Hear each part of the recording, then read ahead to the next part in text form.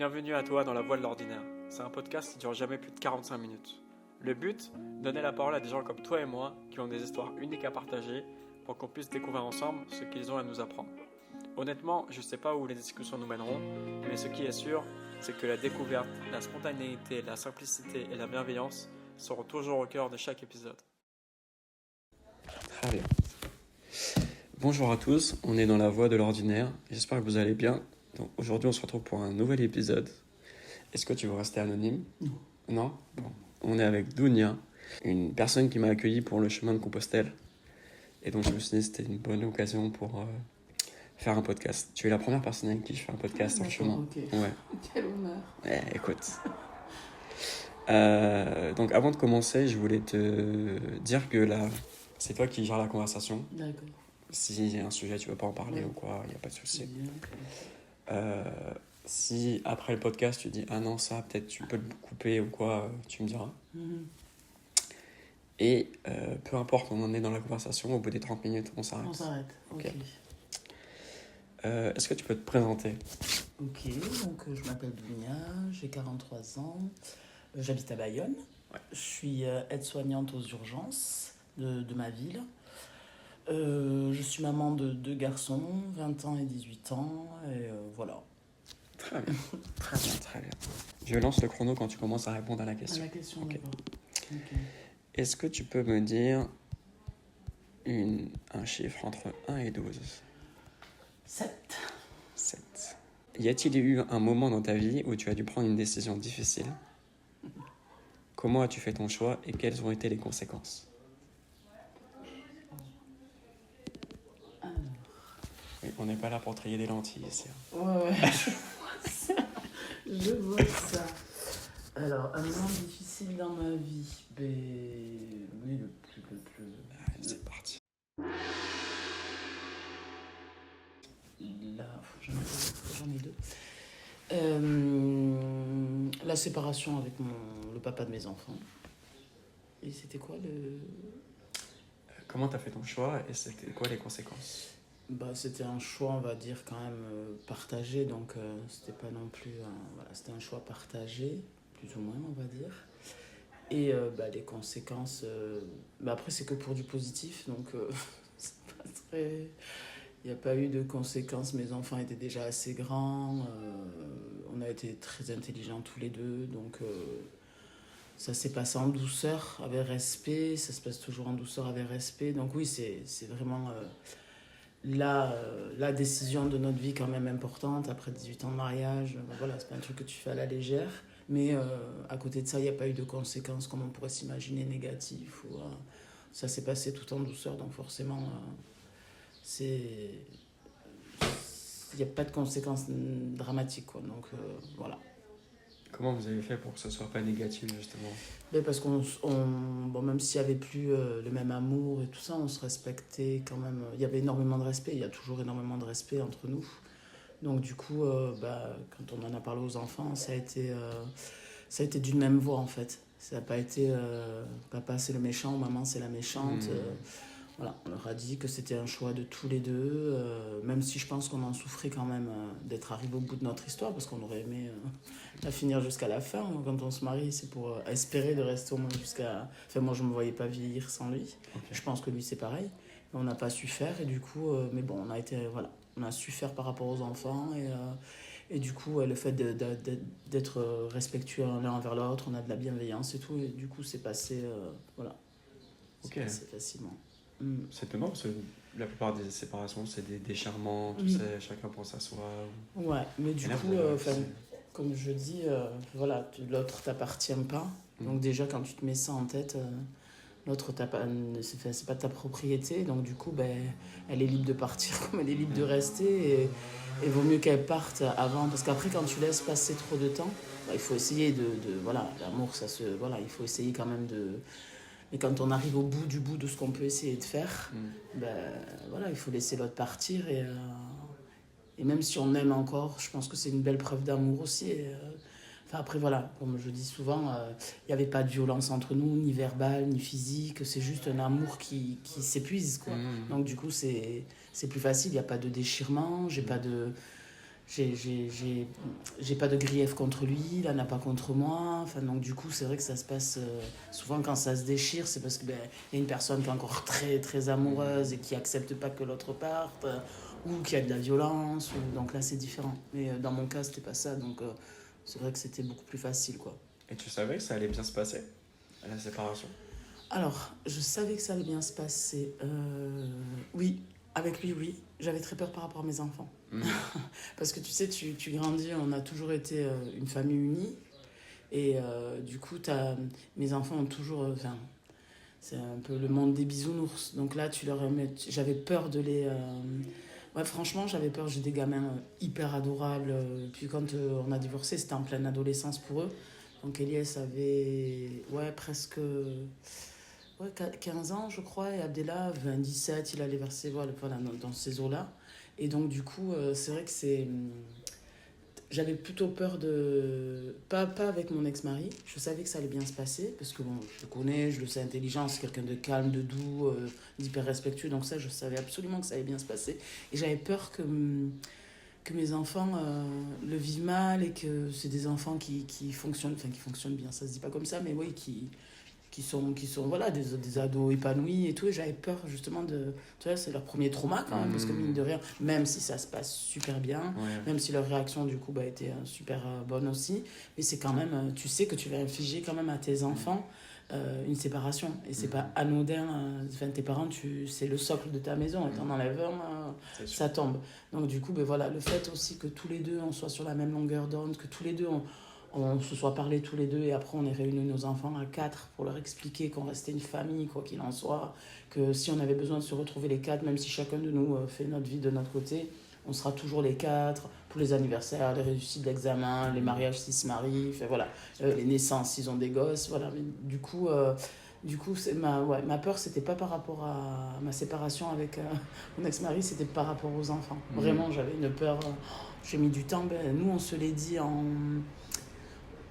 je sais pas, c'était vers le mois de juin, un truc comme ça, et les enfants, on leur a dit, je crois que c'était en septembre. Oui. Ouais, moi j'ai mis énormément de temps, et puis bon, Mohamed, mon ex-mari, a respecté ça, parce que j'avais besoin de temps, je me suis dit, puis j'avais peur d'être rejetée, enfin voilà, c'est vraiment, j'ai une relation hyper fusionnelle avec mes 2 fils. Donc du coup, et non, en fait, tu te rends compte, en fait, c'est très drôle, parce que tu te rends compte que, tu sais, des fois, quand t'es dans des problèmes, tu te dis, mais ça va être insurmontable, quoi. Je sais pas si ça te le fait, ça va être insurmontable, c'est juste pas possible, je vais pas... Enfin, c'est la fin de ta vie, quoi. Et en fait, une fois que c'est passé, tu te dis, waouh, tout ce temps perdu, ces pleurs, ces nuits à pas dormir, alors que, voilà, tu en discutes et ça s'est super bien passé, en fait. Et souvent, et c'est pour ça que les gens souvent n'osent pas aussi, parce qu'on anticipe, mais des fois, on anticipe encore pire que ce qui va arriver en vrai. Du coup, voilà. Et comment t'as fait pour leur annoncer Alors, pour que ça se passe au mieux? Pour que ça se passe au mieux. Alors, du coup, moi, je l'ai annoncé à mon grand. Oui. Voilà. Je l'ai annoncé à mon grand. On est parti en bord de mer. Je lui ai dit, écoute, j'ai quelque chose à te dire. Et je lui ai dit, mais tu devines pas? Bon, il m'a dit non. Bon, après, je lui ai dit. Bon, il a pleuré. Mais, écoute, j'ai pleuré aussi, donc réaction normale. Hein. Et donc, ça, c'est pour le grand. Et du coup, il a même de suite très bien pris, parce que je pense qu'il s'y attendait aussi. Donc non, ça s'est bien passé. Et le petit, c'est mon ex-mari qui lui a dit de son côté. Ok. Ouais. Ça, vous avez prévu en avance? Ouais. Ok, chacun. Il lui a dit de son côté. D'accord. Et une fois que les deux étaient au courant, on s'est réunis tous les 4, on a discuté, voilà, qu'on reste, comme je te dis tout à l'heure, qu'on est une famille, etc. Voilà. Ah ouais, il y avait une petite stratégie. Ouais. Ah oui, pas mal. D'accord, ok. Et pourquoi, selon toi, ça a été la plus dure de ta vie? Pourquoi selon moi? Parce que c'était pas dans mon projet de vie. Je me mariais, je restais avec lui jusqu'à la fin, je vieillissais avec, voilà. C'était pas... Non, c'est vraiment... la décision la plus dure dans ce sens-là, même si elle était facile parce qu'elle était partagée, donc c'est moins dur que s'il était à genoux en train de pleurer, de me dire non, reste, je t'en supplie, forcément, faut être honnête. Mais oui, la plus dure de ma vie, parce que vraiment, Enfin, moi, quand je l'ai épousée, j'étais sûre de moi, folle amoureuse, et j'allais vieillir avec, et on allait avoir nos petits-enfants qui viennent tous les deux dans la même maison. Voilà. Ok. Vraiment, pour moi, c'était vraiment ça. J'avais vraiment l'image du mariage qui dure, quoi. Et vraiment, j'aurais jamais imaginé qu'on en finisse, quoi. Donc, c'est pour ça que ça a été la plus dure. Ok. Voilà. Parce que moi, je me dis qu'à partir d'un certain moment, je sais pas, 10-15 ans, tu te dis, bah c'est bon, là, on est parti pour la vie, il n'y a plus rien qui peut nous arrêter. Ouais, alors, tu sais, maintenant, c'est plus... oui, mais tu sais, quand il n'y a plus... Je te fous, quand il n'y a plus... parce que l'amour, il y est. Enfin, après, il se transforme, mais l'amour, il y est. Enfin, c'est le père de mes enfants, il meurt demain, je serai super triste. Enfin, vraiment, quoi. L'amour, il y est, mais ça devient un truc fraternel. Donc, soit, ben oui, on aurait pu faire le truc de se dire, bon, mais on reste ensemble parce qu'on s'entend, voilà. Il n'y a plus rien, on ne fait plus rien ensemble, chacun vit sa vie, mais on reste ensemble. Mais en fait, moi, je ne pouvais pas parce que je trouve qu'on ne montre pas une image, je ne sais pas comment te dire, à tes enfants. J'ai pas envie de leur faire penser que l'amour c'est ça en fait. Je sais pas si tu comprends ce que je veux dire. Enfin, moi j'ai des parents qui s'embrassaient jamais, qui se tenaient jamais dans, tu sais, il y avait aucun signe d'affection et tout. Et je trouve que ben, dans ta construction à toi, après, en tant qu'adulte, ben, c'est perturbant. Ouais, c'est l'image que et j'avais pas envie quoi de donner cette image. Voilà, on n'était plus un couple, on faisait de la colocation, on se croisait, on faisait plus rien en famille, vraiment. Et du coup, voilà, du coup, je sais même plus ta question de départ. Je parle trop. C'est le but du podcast, donc tu peux y aller. T'as trouvé la bonne. Ah non, mais l'instant, je te lance et après je suis... D'accord. Ah oui, tu me disais les 15 ans, une fois que tu restes 15 ans avec une personne, puis après voilà, les temps, bien sûr, du temps de mes parents, du temps des anciens, entre guillemets, ils restaient, mais ça faisait des couples qui se gueulent dessus, qui se parlent comme des... Et puis t'as cette image-là, après toi, en tant que... Moi, mes parents sont restés 40 ans ensemble, mais franchement... voilà, c'est pas non plus une super image quand tu vois des gens se dénigrer entre eux, parce que toi ça reste tes parents justement. Donc quoi qu'il en soit, c'est ton papa et c'est ta maman. Ce qui se passe entre eux, c'est... Et moi je supportais pas quand ma mère parlait mal à mon père. Bon, le contraire, ça arrivait un peu plus rarement. Mais voilà, je le supportais pas parce que, ok, mon père avait ses défauts, mais c'était leur couple, mais c'est mon papa en fait. Donc j'avais pas envie d'entendre ma maman le critiquer à longueur de journée ou l'inverse. Voilà. Donc avant d'en arriver là, voilà, il vaut mieux, des fois, il vaut mieux se séparer que de rester ensemble. Voilà, juste pour la bonne figure. Et en fait, tu te dis oui pour les enfants et tout, mais c'est des prétextes de se dire pour les enfants. Parce qu'après, tes enfants, faut pas croire. Hein. C'est pareil que ton mec, il t'appartient pas, quoi. Donc un jour, ils vont s'envoler de leurs propres ailes et tu vas te chuquer 20 ans avec leur père ou 15 ans avec leur père alors que t'as pas envie. Donc bon, à un moment donné, voilà, c'est comme ça. Il faut juste le faire intelligemment. Voilà. Il y a des couples aussi qui restent ensemble parce qu'ils ont peur de se retrouver seuls. Est-ce que tu as eu ça, toi? Alors, ben en fait, alors je suis pas très bon exemple. Comme ça faisait quand même un moment qu'on était un peu, tu sais, un peu en distance. Donc je préfère être seule, mais vraiment seule, que être seule en couple en fait. Parce que là, je me sentais seule, mais j'avais un mari. Tandis que là, ben, après, j'ai été seule, mais j'ai été seule, voilà, toute seule vraiment, quoi. Et non, après la solitude, j'ai eu au tout début, mais vraiment, en fait, parce que j'ai vécu presque un an chez ma maman, donc du coup, tu te sens pas seule, hein, tu te sens même un peu trop... un peu trop, tu vois, il y a trop de monde. Et du coup, après, quand j'ai pris la part, tout ça, là j'ai eu un petit moment où de temps en temps, ça me faisait bizarre. Et puis, après, non, maintenant j'aime bien mes moments aussi où je suis toute seule, donc non. Je préfère être, comme je te dis, seule, que seule et être en couple, quoi. Et se sentir seule au fond de soi, quoi. Franchement, c'est encore plus triste. Parce que là, la solitude que j'ai maintenant, elle est voulue. Si j'ai envie de sortir, je sors. Si j'ai envie de voir du monde, je vois du monde. Si j'ai envie d'être seule, c'est pas pareil. Une solitude que tu choisis et une solitude qui est imposée, c'est pas la même chose. Donc là, ma solitude, quand je suis seule, je la choisis. Donc c'est beaucoup plus facile. Et le fait que vous soyez séparés, ça s'est fait. Les étapes de là où on s'éloigne, etc., c'était petit à petit ou il y a eu vraiment un Non, moment? c'était petit à petit. On s'éloignait. C'était petit à petit, on va dire, pour être honnête. Bon, je me suis mariée très jeune, j'avais 21 ans. Et on est resté, ouais, on va dire, les 10 premières années, c'était ouais, presque parfait. Moi, j'étais contente parce que j'ai passé les 7. Je me suis dit, tu sais, souvent, on te dit les 7 Oui, premières années, apparemment, ouais. après, c'est bon. Ah ouais. Hein, Il y a ça vraiment? Tu sens. Pas du tout. Ah, ok. Oh. Ouais, c'est la même chose, quoi. Ouais, ouais. Et les 10 premières années, ouais, voilà, on était bien, quoi, on était vraiment un couple. Et après, en fait, ça s'est fait, tu sais, insidieusement, un petit peu. On sortait un peu moins ensemble, je faisais mes trucs de mon côté, il faisait des trucs du sien. Et au fur et à mesure, bon, avec plein d'autres choses que. Voilà. Mais au fur et à mesure, on s'est un peu perdu. Ça s'est pas fait. C'est pas la veille, on était fous d'amour. Et 2 jours ou 3 jours après, on parle de séparation. Non, non, ça s'est vraiment fait progressivement, quoi. Et dès le début, il n'y a pas eu un waouh, là ça fait 2 semaines qu'on n'est pas sortis ensemble, c'est Non, bizarre. je pense que vraiment ça s'est fait. Non, on n'a pas. Non, non, non. Bon, on a eu quelques alertes et tout, moi je le disais, mais non, ça s'est fait. Il n'y a pas eu. On s'est pas posé la question, on s'est perdu sans s'en rendre compte au départ. Et puis, quand on s'en est rendu compte, entre guillemets, parce que j'avais envie de dire, c'est déjà trop tard, quoi. Tu vois, c'était déjà trop tard. Donc, du coup, voilà. Et à la fin, je commençais.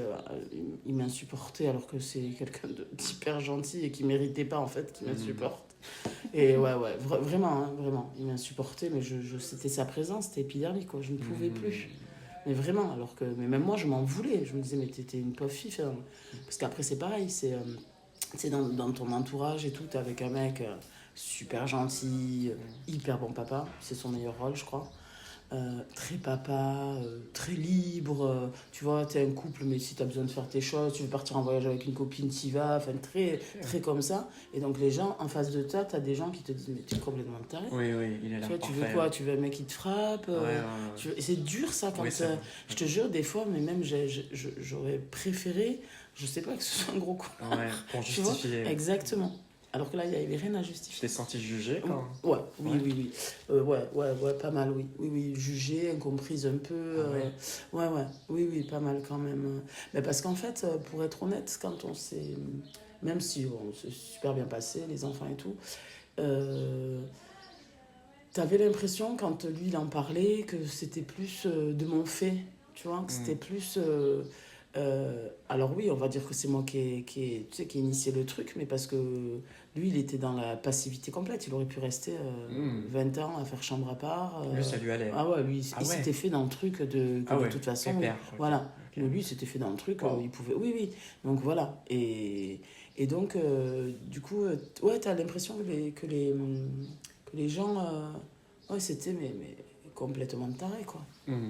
Qu'est-ce qu'elle veut? Il est super papa, tu vois. Mais après, voilà, tu sais, comme je dis souvent, quand tu fermes la clé de la maison, on voit pas ce qui se passe dedans. Mais bien sûr, il m'a jamais tapé, il m'a jamais ne serait-ce qu'insulté, ne serait-ce qu'un gros mot. Oui, tout à fait. Oui, j'ai jamais entendu.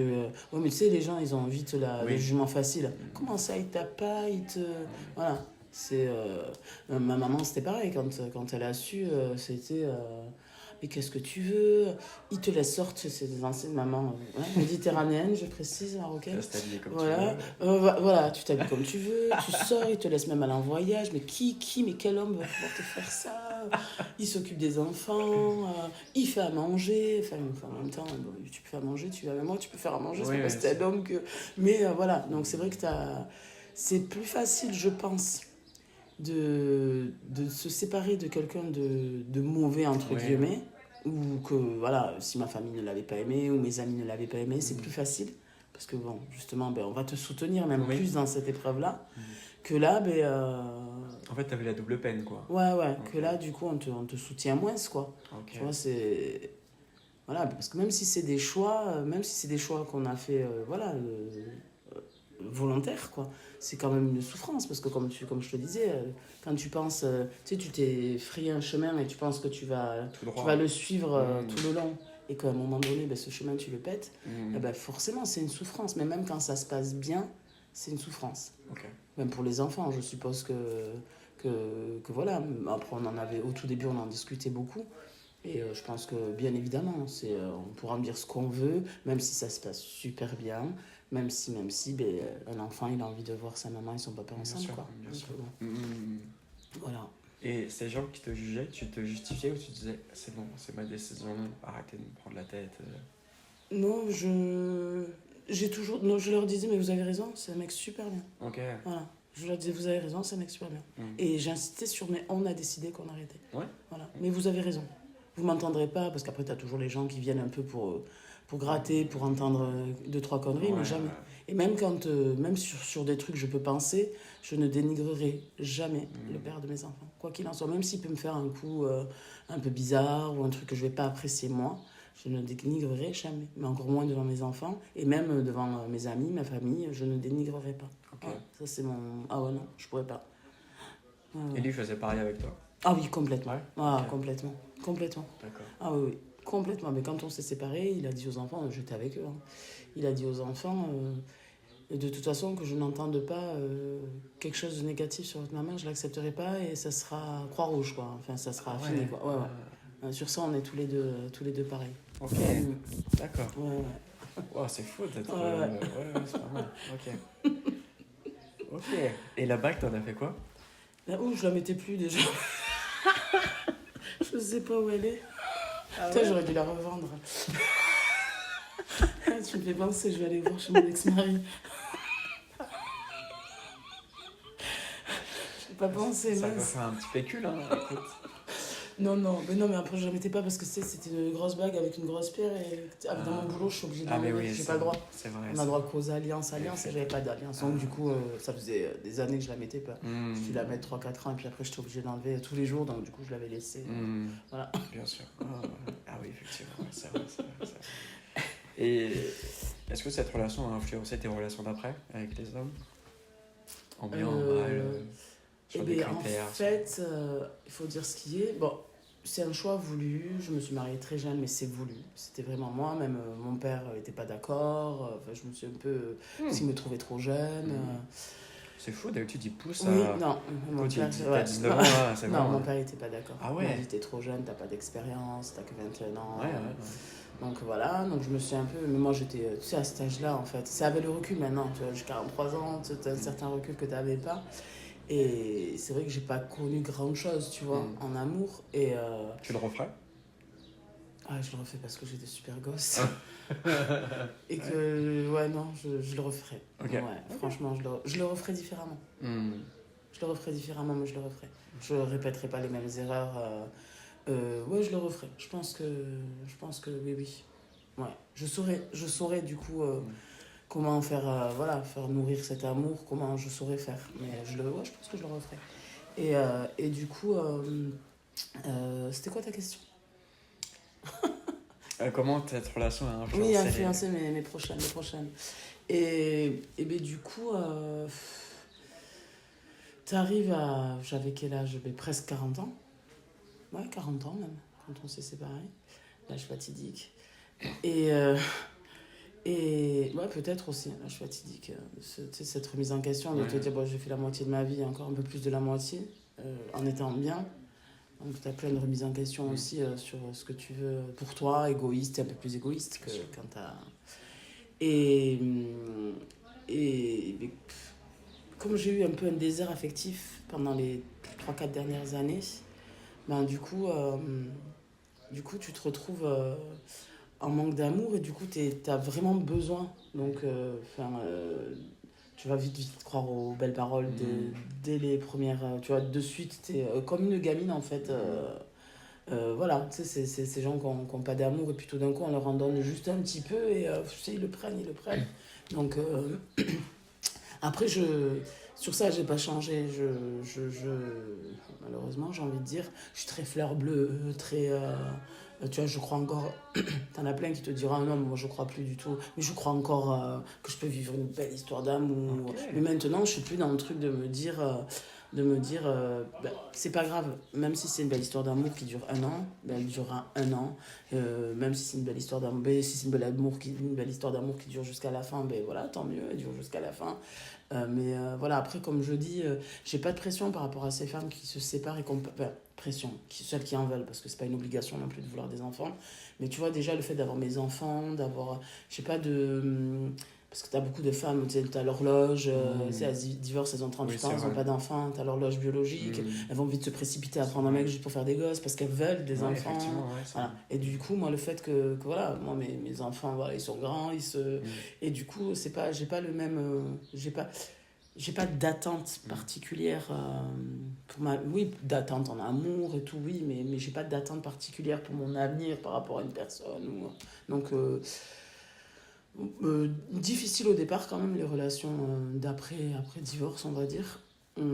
Parce que bon après il faut réapprendre, enfin t'as des mécanismes que t'as plus mais bon je garde espoir.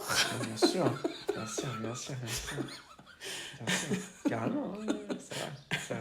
Sinon j'achèterais des chats. Voilà. Tu peux en avoir un et un mec, hein. Les deux sont compatibles. Oui c'est vrai. Il y a le blanc là. Il est à qui le blanc d'ailleurs? Je sais pas, il doit être au quartier. Ok. Je sais pas du tout. Très bien.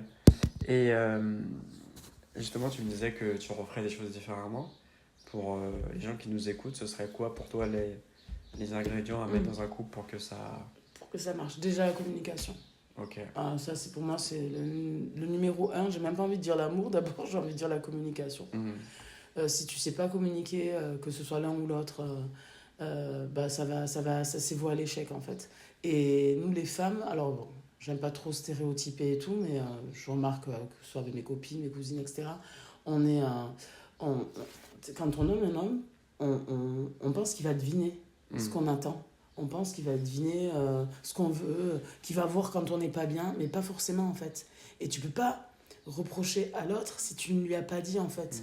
Et très souvent, bon, c'est très féminin, mais il peut y avoir des hommes aussi qui réagissent comme ça. Très souvent, moi je sais que quand mon ex-mari était pas bien, je le voyais de suite, même s'il n'avait pas besoin de me parler. Donc je lui disais, mais ça va pas. Tandis que lui, quand moi j'étais pas bien, il ne le voyait pas. Okay. Mais si je lui disais, oui, mais donc du coup, la communication, c'est hyper important. Pour moi, un couple sans communication, ça ne pourra pas fonctionner, vraiment. Mais sur tous les sujets, tu vois, sur le sexe, sur tous les sujets, il faut parler avec l'autre, quoi. C'est primordial. Ensuite, savoir se trouver des moments à deux, mais vraiment à deux.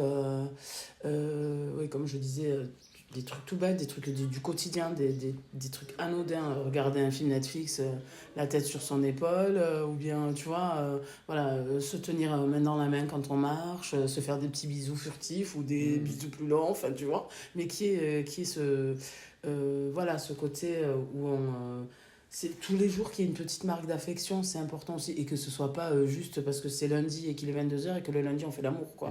Ou que le jeudi à 23h, voilà. Non, mais vraiment que ce soit quelque chose de... Voilà, qu'il y ait tous les jours ces petites marques d'affection, ça c'est important.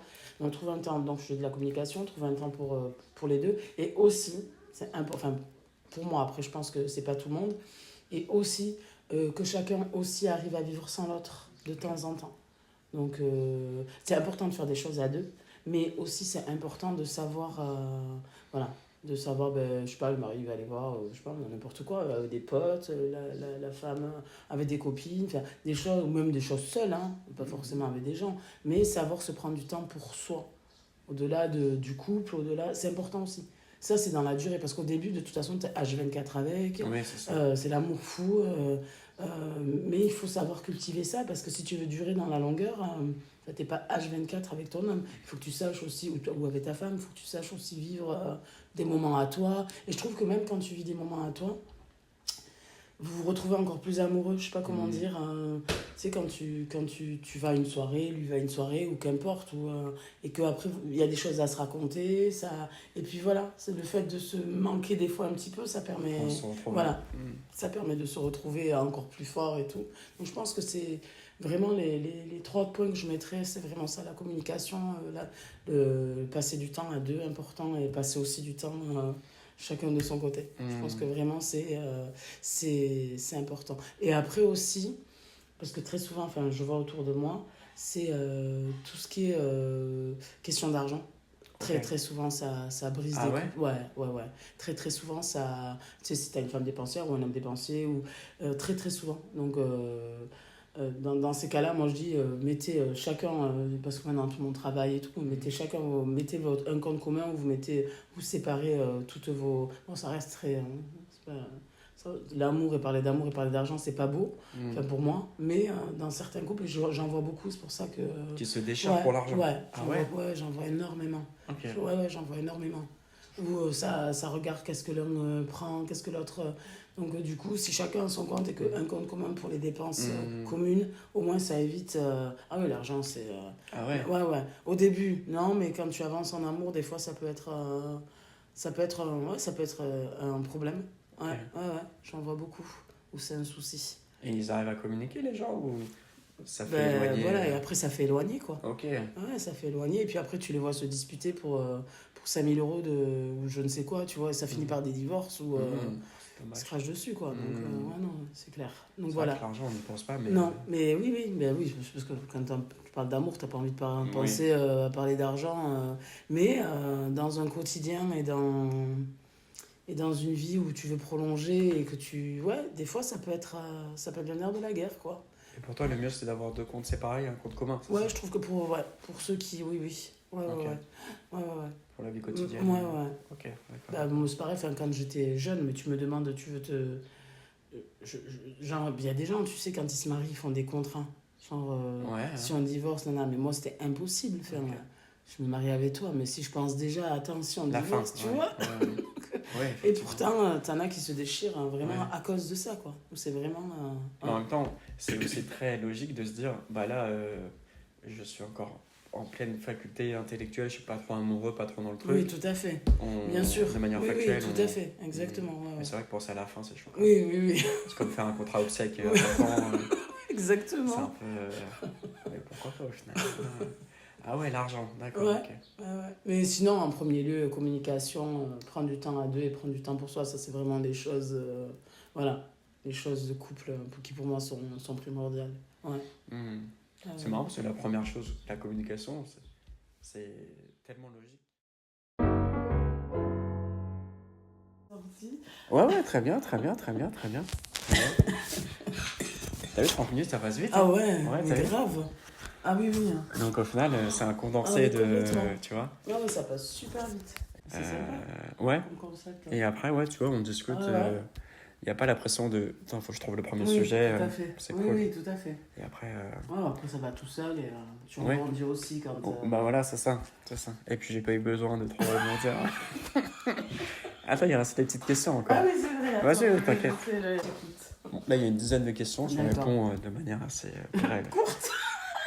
Le truc va durer 3 heures. Je te jure. Non, je vais faire court. Alors, promis. alors, de quoi tu es le plus fier? De l'éducation de mes enfants. Ta plus grande blessure? La perte de mon papa. Si j'étais ton fils, qu'est-ce que je dois faire pour te rendre fier? Être heureux. La leçon la plus importante que la vie t'ait apprise? Euh, La leçon la Ouais. plus importante que la Le vie conseil, m'a- la leçon. Ouais. Croire en l'amour, toujours. Qu'est-ce que tu aimerais dire à ton toi dans un grand moment de doute? Vas-y, lâche rien, t'es une jolie personne. Qu'est-ce que t'aimes dans la vie? L'amour. Est-ce que tu as peur de la mort? Ah, terriblement. C'est pathologique. Très, très peur. C'est quoi pour toi gagner beaucoup d'argent? Gagner beaucoup d'argent. Pouvoir payer ses factures, pouvoir subvenir aux besoins de ses enfants et se faire un peu plaisir.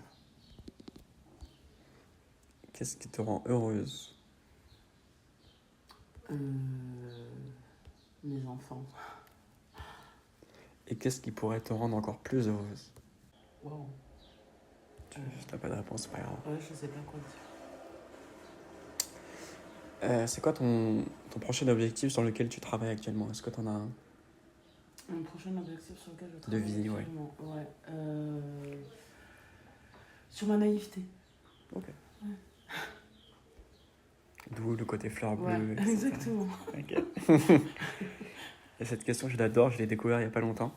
Si tu devais faire une table à manger, si tu devais faire un repas avec des gens, vivants ou morts, ça serait qui et pourquoi? Tu as une table illimitée, tu prends qui tu veux, tu passes 1 heure et demie avec des gens, ça serait qui? Plusieurs personnes? Ouais, ou une personne ou plusieurs. Mon père. Ton père. Tu mettrais que ton père à la Ah table? ouais, que mon père. Ok. Que lui et moi. Ok. Ouais. Ok. Ok. Très bien. Très bien. Qu'est-ce que t'en as pensé de ce moment de podcast et tout? C'est chouette. Ouais, C'est t'as la bien aimé? première fois que je participe à un truc comme ça et c'est sympa, c'était fluide et tout, c'était cool. J'aime bien. Tant mieux, tant mieux, tant mieux.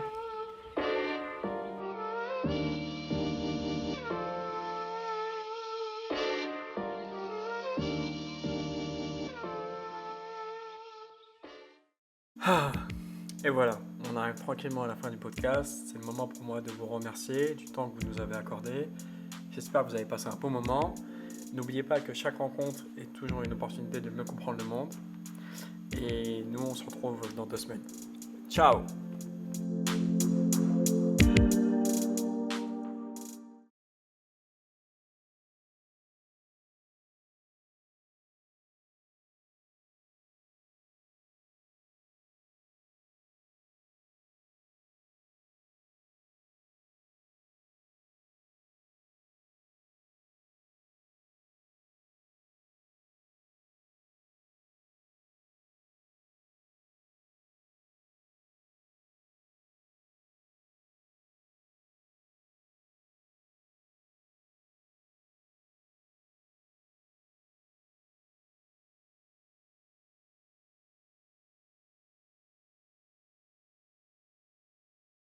Ah, et voilà, on arrive tranquillement à la fin du podcast. C'est le moment pour moi de vous remercier du temps que vous nous avez accordé. J'espère que vous avez passé un bon moment. N'oubliez pas que chaque rencontre est toujours une opportunité de mieux comprendre le monde. Et nous, on se retrouve dans 2 semaines. Ciao!